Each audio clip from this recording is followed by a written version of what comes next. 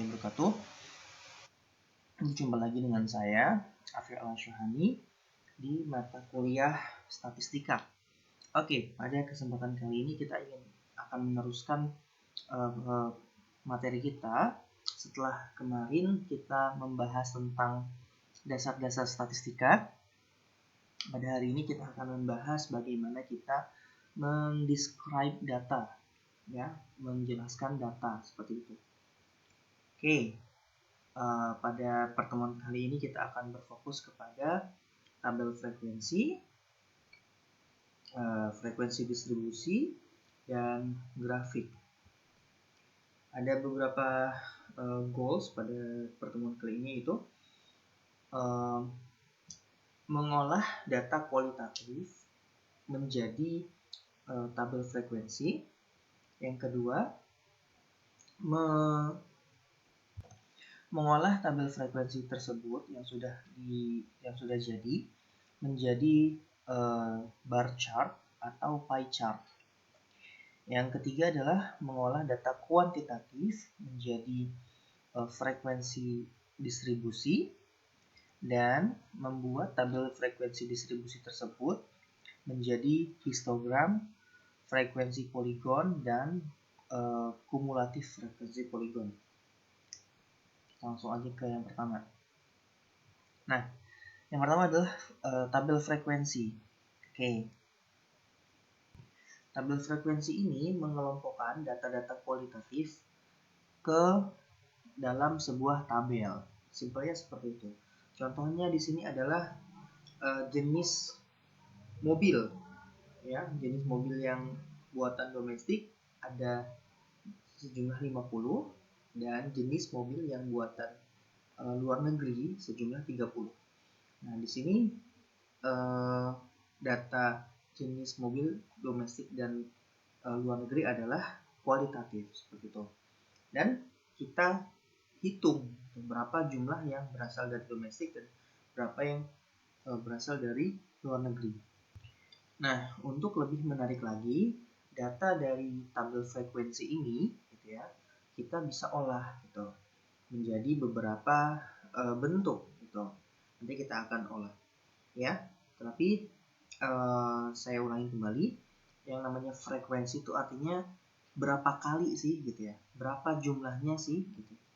Jadi di sini dalam 1 bulan terakhir ternyata mobil yang berasal dari domestik gitu atau mobil pabrikan dalam negeri itu terjual 50 kali seperti itu, ya. Dan mobil yang berasal dari luar negeri terjual 30 kali gitu. Jadi frekuensi di sini menyatakan berapa kali seperti itu, ya. Nah, kita langsung aja ke yang pertama, bar chart. Nah, dari tabel frekuensi tadi kita bisa menampilkan sebuah bar chart, ya. Bar itu artinya seperti ini, batang, ya, kayak gitu. Dengan bar chart ini tampilannya bisa menjadi lebih menarik dan lebih mudah dimengerti.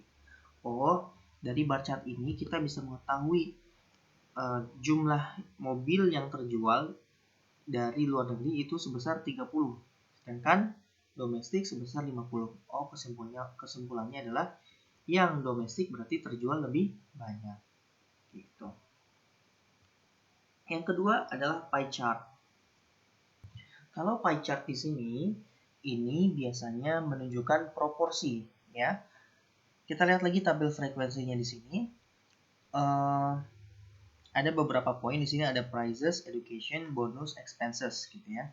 Dan jumlah millionnya sekian, dan totalnya sekian. Nah, pertama-tama kita persentasekan dulu, gitu ya. Berapa persen sih untuk prices ini dari total 1,300 ini dibagi 2000, dibagi totalnya itu ketemu 65%. Berarti prices di sini share-nya atau proporsinya sebesar 65% dari total. Yang education ini sebesar 23%, yang bonuses 7% dan expenses 5%, totalnya 100% gitu ya. Nah, dari percent of share ini kita bisa membuat sebuah pie chart seperti ini. Jadi terlihat di sini prices sebesar 65% sendiri seperti itu, memakan porsi yang paling besar gitu ya. Jadi pie chart ini menunjukkan berapa proporsi dari masing-masing item yang ada di tabel frekuensi. Nah ini kalau misalkan teman-teman menggunakan Excel itu bisa banget gitu. Tinggal dimasukkan datanya seperti ini dan angka-angkanya serta persentasenya. Jadi nanti dari presentasi ini bisa kita ambil menjadi pie chart gitu ya. Sekarang frekuensi distribusi atau frekuensi distribution. Distribusi frekuensi. Nah, kalau frekuensi distribusi ini diperuntukkan untuk data-data kuantitatif seperti itu. Nah, sebelumnya saya ingin memperkenalkan apa yang namanya kelas. Dalam tabel ini, tabel frekuensi distribusi, ada kelas-kelas ya. Nah, ini merupakan kelas-kelas ya. Kelas itu merupakan sebuah interval atau range yang dijadikan sebagai kelompok-kelompok seperti itu. Nah, nanti kita akan melihat bagaimana step by step untuk menyusun ini. Tapi saya ingin menjelaskan deskripsi apa itu kelas itu. Nah, ini adalah kelas pertama, yaitu yang bernilai antara 5 sampai 18.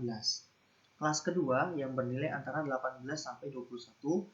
Kelas ketiga 21 sampai ke 24 dan seterusnya sampai kelas terakhir yaitu 33 sampai 36. Nah, frekuensi di sini menunjukkan dari angka yang aslinya yang berjumlah antara 15 sampai 18 itu ada 8 angka seperti itu. Yang berjumlah antara 18 sampai 21 itu ada 23, yang berjumlah antara 21 sampai 24 itu adalah 17. Gitu ya. Jadi frekuensi ini menunjukkan ada berapa distribusi banyaknya dalam sebuah kelas itu, angkanya itu ada berapa seperti itu. Oke? Nah, di sini selanjutnya kita akan mengenal yang namanya relatif kelas frekuensi atau relatif frekuensi. Sama seperti yang tadi, proportion of share. Tadi kalau misalkan kita lihat berapa persen sih 50 ini dari 80, oh ternyata itu sebesar 0,625. 30 dibagi 80 itu berapa sih? 0,375. Totalnya sama dengan 1 begitu.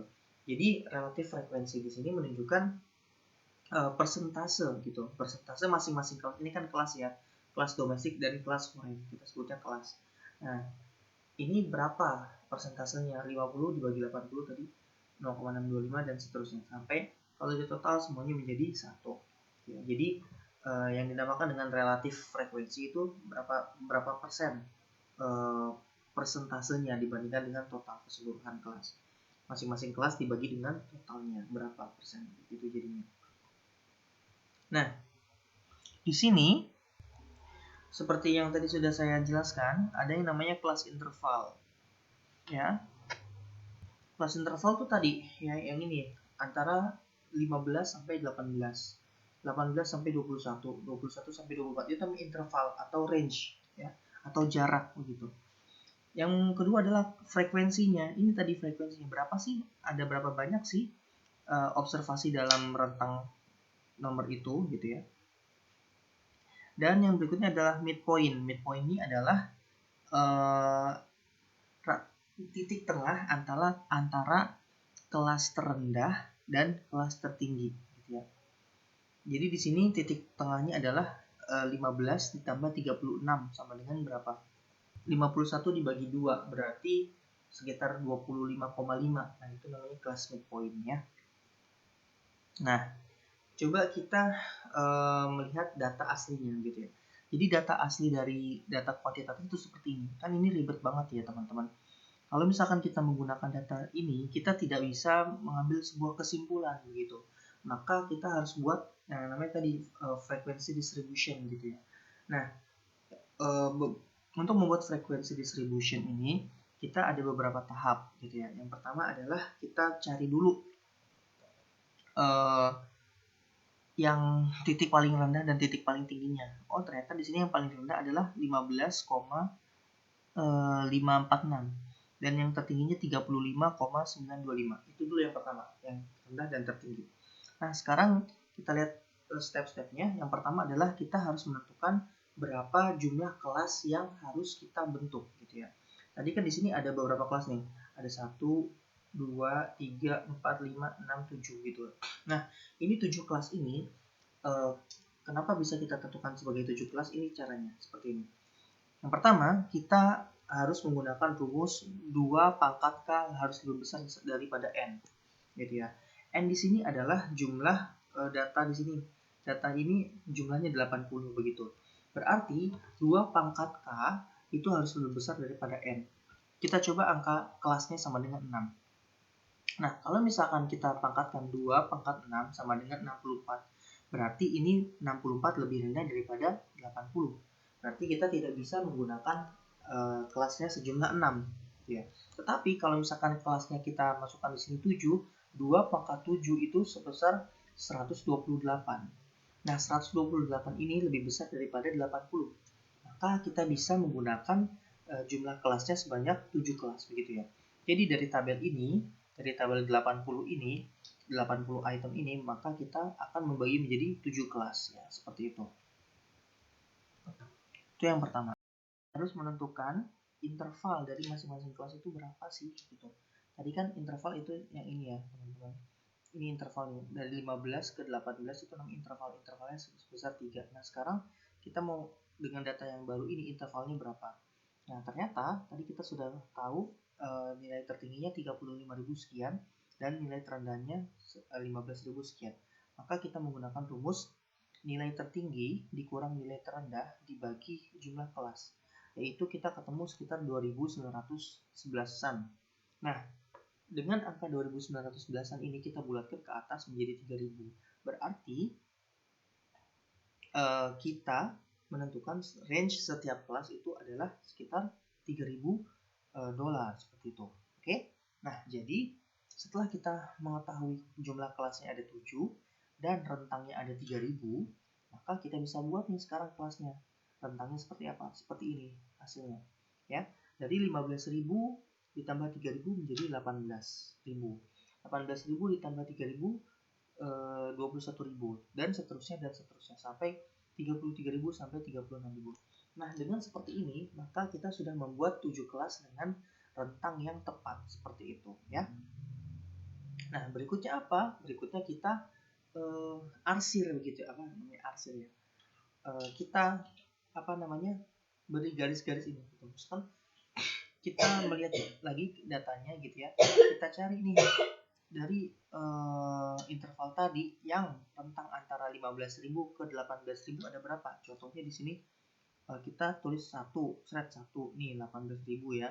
Habis itu yang di atas 15 ini 2 dan 17.000 ini 3 misalkan begitu ya. Dan ada lagi nggak ya kira-kira 17.000 ada di 4 gitu, 5 ini dan 6, 7 gitu ya. Nah, contoh begitu. Nah, ternyata di sini ada 8 teman-teman. Jadi teman-teman cari nih, setiap ketemu 1 dicoret 1, ketemu 2 dicoret 2, terus dan seterusnya gitu ya. Akhirnya teman-teman menemukan yang memiliki nilai antara 15.000 ke 18.000 itu ada 8 buah gitu ya. Nah, yang rentang antara 18.000 sampai 21.000 itu ada sekitar 10, 20, 23 buah gitu ya. Dan seterusnya gitu ya. Sampai akhirnya teman-teman menemukan ke kelas terakhir gitu ya. Nah, setelah kalian sudah mengarsir seperti ini, maka tinggal tulis angkanya. 8 ditulis 8, 23 ditulis 23, 17 ditulis 17, 18 ditulis 18, 8 ditulis 8, 4 ditulis 4, 2 ditulis 4, 2 ditulis 2. Dan terakhir kalian jumlahkan. Apakah hasilnya benar-benar 80 atau beda gitu. Kalau misalkan 80 berbeda dari 80, berarti kalian masih belum semuanya dimasukkan gitu. Jadi nilainya harus sama dengan 80. 80 dari mana? Dari sini nih. Awal datanya ini kan ada 80 item kan, seperti itu. Oke. Jadi teman-teman sudah mendapatkan kelasnya sudah dapat, frekuensinya juga sudah dapat. Nah, sekarang kita lihat relatif frekuensinya gitu. Tadi disampaikan relatif frekuensi itu adalah total, masing-masing kelas dibagi total, begitu ya. Berarti di sini kita bagi aja nih, kelas pertama berapa sih? 8. 8 dibagi 80 sama dengan berapa? 0,1 ya, atau 10%. Dan yang 23 kelas kedua ada 23 nih, 23 dibagi 80 berapa? Sekitar 0,2875. Dan seterusnya dan seterusnya dan seterusnya sampai terakhir gitu ya. Nah, kalau misalkan ini dijumlahkan, kita menemukan angka relatif frekuensinya sama dengan 1. Seperti itu. Oke? Nah, berikutnya adalah cara untuk menampilkan, menjelaskan dengan berbagai macam grafik seperti itu. Di sini ada tiga jenis. Yang pertama adalah histogram. Yang kedua adalah frekuensi polygon. Yang ketiga adalah cumulative frequency distribution. Kita bahas satu persatu. Nah, ini adalah histogram ya. Jadi tadi kita sudah membuat kelas-kelas seperti itu. Ya, di sini ada kelas pertama, kelas kedua, kelas ketiga, kelas keempat, dan kelas kelima serta sampai kelas ketujuh begitu. Nah, dengan histogram kita bisa melihat dengan lebih mudah seperti itu. Oh, ternyata rentang antara 15 ke 18 itu ada 8. Rentang antara 18 ke 21 itu ada 23 dan seterusnya dan seterusnya dan seterusnya begitu. Nah, artinya dengan histogram ini kita bisa memahami rentang kelas dengan lebih mudah seperti itu. Jadi saya ulangin, cara membaca histogram adalah data kuantitatif yang memiliki rentang antara 15 sampai 18.000 itu sejumlah 8 begitu ya. Yang bawah ini adalah kelas begitu, yang atas ini adalah number of vehicle, berapa banyaknya frekuensinya seperti itu. Yang memiliki rentang antara 18.000 ke 21.000 itu ada 23 ya. Begitu cara membaca histogram. Oke, berikutnya ada menggunakan histogram di Excel. Ini gampang sekali ya, tinggal teman-teman masukkan angkanya dan frekuensinya berapa, ketemulah histogram seperti itu ya. Next, ini adalah ada yang namanya frekuensi poligon. Kalau frekuensi poligon ini dia menunjukkan apa yang namanya midpoint atau titik tengah. Midpoint ini untuk kelas pertama midpointnya 16,5 dari mana? Dari 15 ditambah 18 dibagi 2. Midpointnya adalah 16,5. Midpoint kedua 19,5 didapat dari mana? Didapat dari 18 ditambah 21 dibagi 2. Midpointnya berjumlah 19,5. Ya, untuk frekuensinya tetap sama seperti itu. Jadi midpointnya ketemu dan frekuensinya ada, maka kita menemukan yang namanya frekuensi poligon seperti ini. Oke, jadi di sini frekuensinya yang memiliki midpoint 16,5 itu adalah 8. Yang memiliki frekuensi 19,5 itu adalah 23 ya, dan seterusnya seperti itu. Nah, sekarang coba kita lihat apa bedanya antara histogram dan frekuensi poligon. Nah, kalau histogram dia punya kelebihan. Kelebihannya adalah dia bisa menunjukkan kelas-kelas dalam bentuk persegi panjang gitu ya, di sini nih ya. Dan bar ini, batang ini menunjukkan setiap kelas gitu. Jadi dia jelas. Ini adalah kelas pertama, kelas kedua, kelas ketiga, kelas 5, kelas 6 dan kelas ke-7. Sedangkan kalau misalkan poligon, dia bisa menunjukkan kita komparasi atau perbandingan antara dua jenis histogram gitu. Kalau misalkan histogram kan tidak terlihat dengan jelas ya. Kalau misalkan ada dua histogram di sini gitu. Jadi kalau misalkan yang frekuensi poligon ini dia membantu kita untuk mengkomparasi atau memperbandingkan dua tabel frekuensi distribusi seperti itu. Nah, berikutnya ada yang namanya kumulatif frekuensi atau ini kumulatif frekuensi distribusi. Maksudnya apa sih? Maksudnya di sini adalah jumlah gitu ya. Contoh di sini ya, sebentar ya. Kita lihat frekuensinya untuk kelas pertama adalah 8. Berarti kumulatif frekuensi yang pertama adalah 8. Yang kedua, kumulatif frekuensinya itu 31. Nah, ini dari mana? Ini merupakan penjumlahan dari kelas pertama dan kelas kedua. Yang berikutnya, kumulatif frekuensi ada 48. 48 ini dari mana? Ini penjumlahan dari kelas pertama, kelas kedua, dan kelas ketiga. Dan seterusnya sampai 80. Enggak. Nah, 80 ini dari mana? Dari penjumlahan seluruh kelas yang ada di sini. Seperti itu. Itu yang namanya cumulative frequency distribution. Nah, kalau misalkan kita gambarkan, ini akan seperti ini ya. Dari mulai 0 ke sini 8, habis itu naik ke 31 dan seterusnya sampai 100 gitu. 100 ini adalah dalam persentase begitu ya. Oke, kalau dari sisi angka aslinya adalah 80 data, tapi kalau dari segi persentase dia mencapai 100. Jadi kalau misalkan belum mencapai 100 berarti belum mencapai 100% berarti belum ditambahkan semuanya. Oke. Baik, itu materi kita pada hari ini. Hari ini kita sudah belajar bagaimana kita mengkelompokkan data-data kualitatif menjadi tabel tabel frekuensi, dan kita menjelaskan dengan bar chart dan pie chart.